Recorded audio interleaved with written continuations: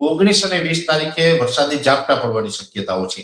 આવતીકાલે 18 તારીખથી રાજ્યના અલગ અલગ વિસ્તારમાં હવામાનમાં પલટો પણ આવી જશે અને 19 ને 20 તારીખે જે માવઠાની શક્યતા છે એમાં 20 તારીખે તો સીમિત વિસ્તાર હશે અને એકદમ ઓછી માત્રામાં માવઠું થશે, પણ 19 તારીખે વધારે શક્યતા છે।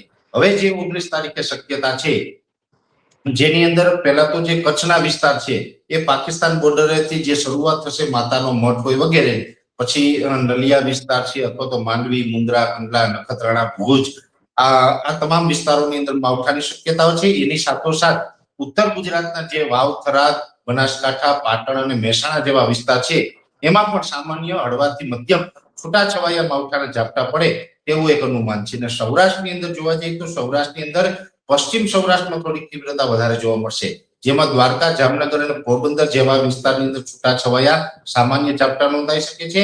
ત્યાર પછી મોરબી, સુરેન્દ્રનગરમાં પણ મોટા ભાગે વાદળછાયું વાતાવરણ થશે અને કોઈ કોઈ જગ્યાએ સામાન્ય ઝાપટા નોંધાશે। રાજકોટ, જુનાગઢ અને ગીર સોમનાથ જેવા વિસ્તાર છે એમાં પણ મોટા ભાગે વાદળછાયું વાતાવરણ અને અમુક વિસ્તારની અંદર સામાન્ય છાંટછૂટ થાય તેવી શક્યતા છે। અમરેલી, ભાવનગર, બોટાદ જેવા વિસ્તાર છે તેમાં માત્ર વાદળછાયું વાતાવરણ થાય, ત્યાં એક જ જગ્યાએ કદાચ ઝાપટું પડે એ અપવાદ રહેશે, ત્યાં શક્યતા નથી।